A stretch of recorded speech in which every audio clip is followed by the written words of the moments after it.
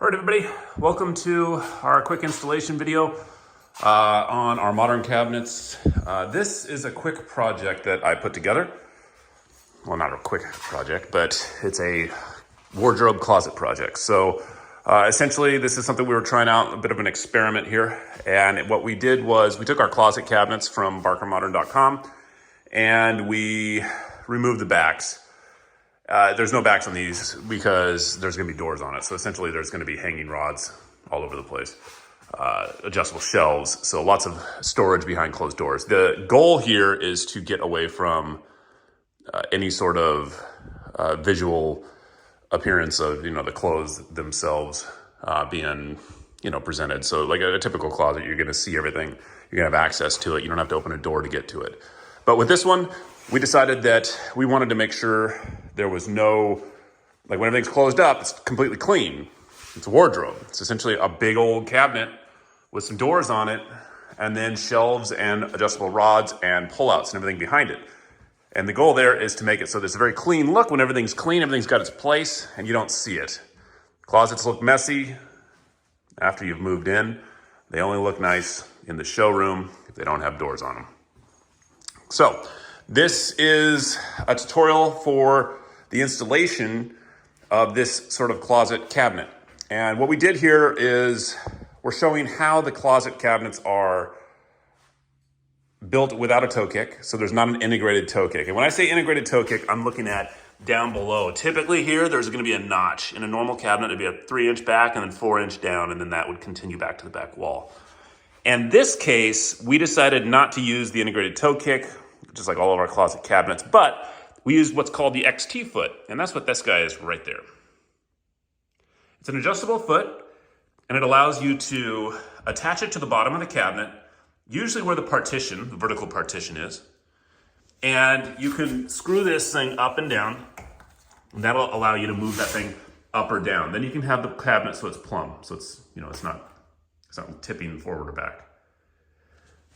So what we recommend here, and what I've done, and I'll show you all the way around the room, is you get a laser level. You put it right in the middle of the room, and then you have the laser level shining on the wall. It doesn't have to be at the top of whatever you're at. You just use your tape measure and you can figure out where it needs to be. But it gives you a basis and a reference point all the way around the room. Notice that these cabinets, and there's no cabinets here, this is why I want to film the video right now, will continue all the way around the room, 100%, all the way around.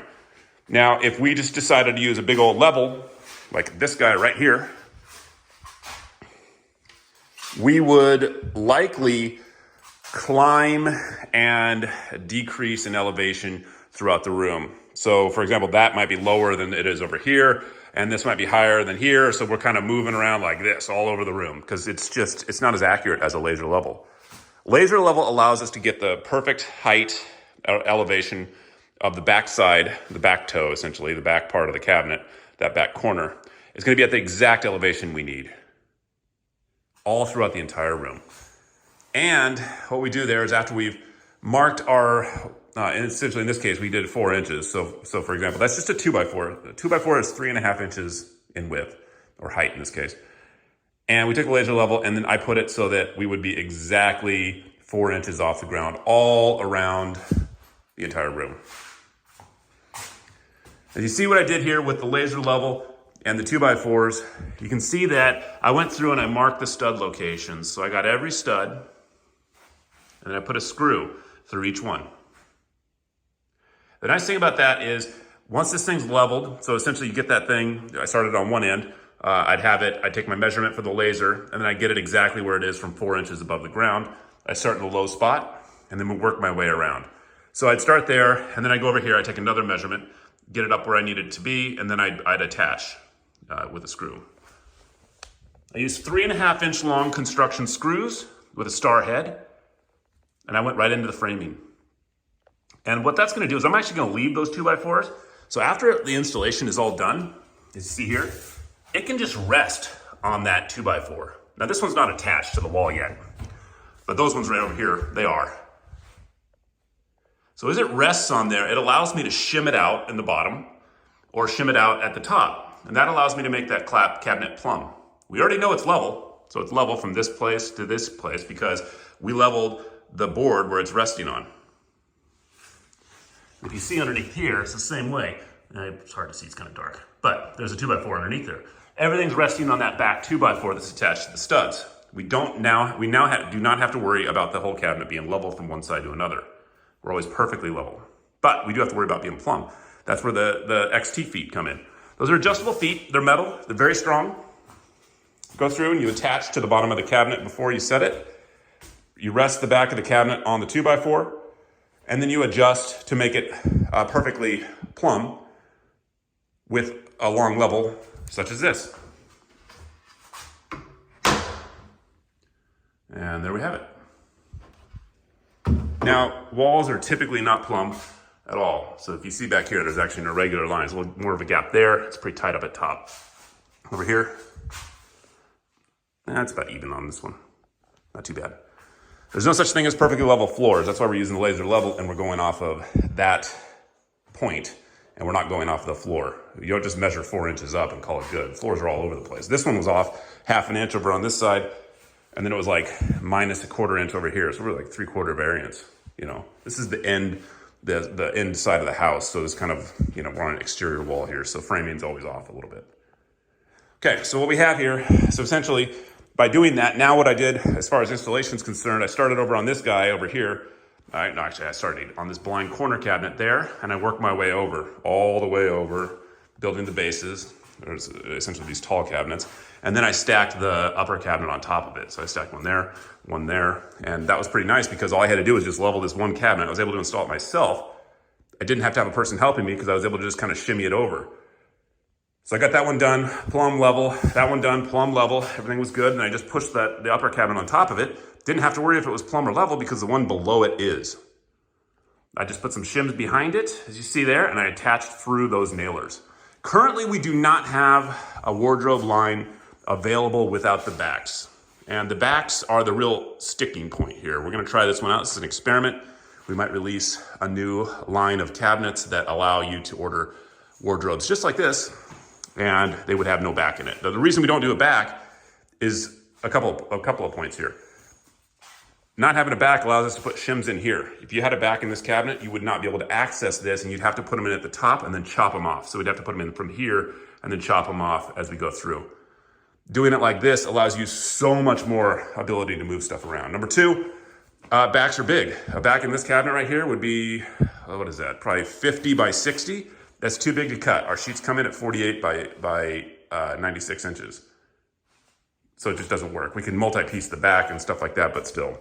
In this case, it also makes it heavier if we have a back in there because, you know, the back is, you know, a piece of 1/4 inch MDF with gray melamine on the face of it.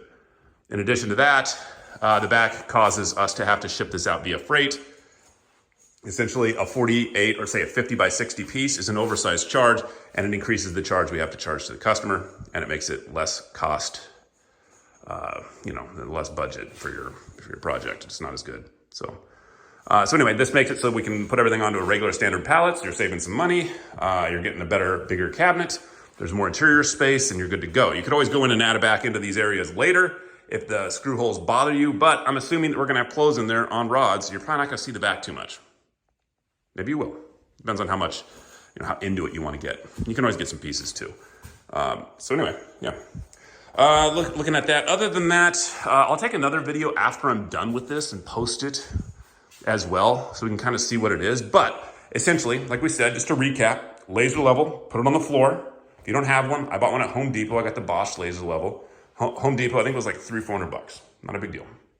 It automatically levels, it draws a line on the wall, you take a measurement from your tape measure down to where 4 inches is, and then you essentially can draw that on the back wall, or you can go through and then just like do one side, get it exactly where it needs to be, and then measure the other, and then attach to the wall studs. That's what I did, but you know, you can do it either way. So play around with it, you'll get it. Other than that, yeah, then you just level it up with leveling feet, it gets it plumb and level, you build all your base cabinets going all the way around. Once you have the whole thing done, everything's on the same plane. You adjust with your feet, attach to the wall. And the idea here is to not rack the cabinet. The nice thing about doing it this way as well is the fact that since we're doing this, we're having it, we know it's level, we know it's plumb, but we're able to put the shims in right where it needs to be so that the cabinet is perfectly snug to the wall. We're not just we're not just, pulling that part to the wall and then that part gets pulled over here. And then all of a sudden this corner of the cabinet pops out a little bit. And then you guys are calling us, you're saying, hey, the doors are all warped. Then you put them on a piece of concrete and they're not warped. It's the cabinet, it's racked. There is some flex to these. They are big cabinets. So what we always recommend is, set it down so it's nice, it's resting. These things automatically square up. They square up almost perfectly without them being installed. But when you start screwing into, like, say, one side here, and let's say we didn't have a shim in there because let's say there was a back in this, again, we just talked about why there's no backs, then you can pull that back in. It'll pull that side in there, and this side stays out because you got a shim back there, and then all of a sudden the whole cabinet's racked and you got a big old problem where what looks like the doors are warping, but really the cabinet's actually warping itself. So anyway, pretty nice project. All done there. Hope you guys enjoy. For screws and stuff like that, we've always had people, talking about, hey, what do you guys use for screws? I use a 3.5. That's a 3. Here's a 3.5 star head. Very nice stuff. I got this at Home Depot.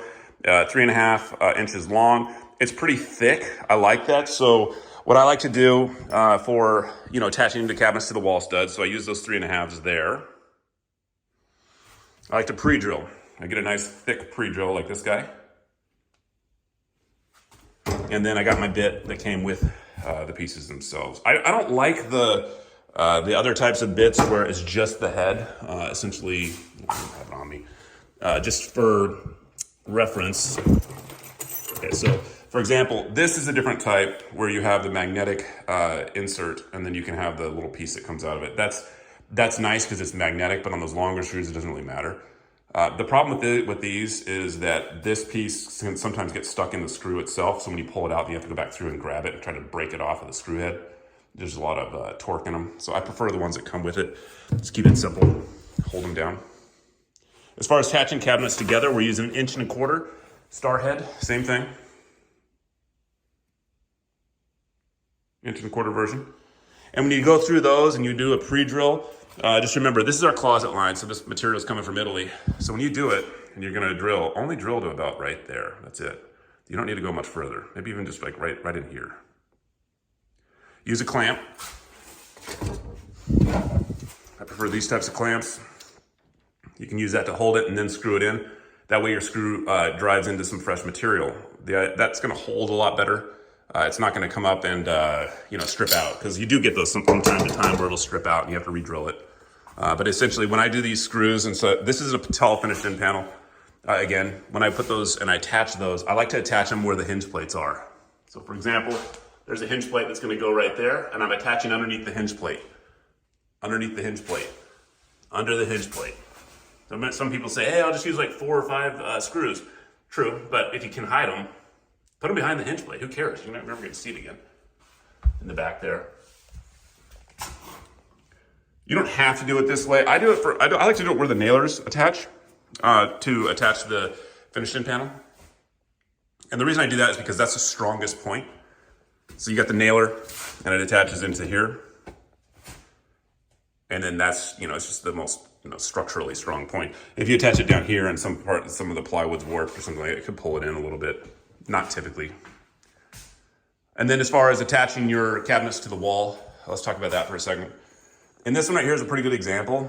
You don't have to attach in the middle right here. Some people do because they think it's a better, it's just more screws, it's better fit. But most of the weight's laying down on that ledger board, that 2x4 that's back down there on the ground. So this stuff is really just to keep it from moving on you as you're done. The other weight's gonna be supported with the XTFOOT, which is down here. And I put another one back over there, just 2 on this guy. But as far as attaching, I only did it in 2 points.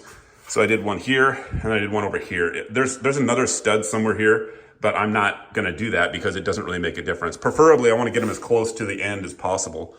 The middle part does not matter. Watch, you can actually see it. It's too flexible. All that's gonna do, if you attach in the middle, all it's gonna do is suck that part in. It's gonna suck the sides in right there. So don't do that. Don't just go over and screw it right to the wall. If you see this thing's touching the wall and then coming back out, just back the screw out, put some shims in there. Keep it as structurally sound as possible. Otherwise, again, like I said, it's gonna pull the inside edges of your cabinet together. So I probably don't even need to do them on this middle rail. Just do them down on the bottom, keeps it from, moving.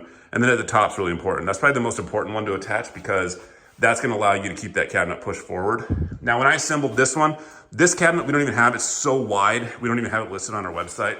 Obviously, I'm doing this on a personal project, so I built it.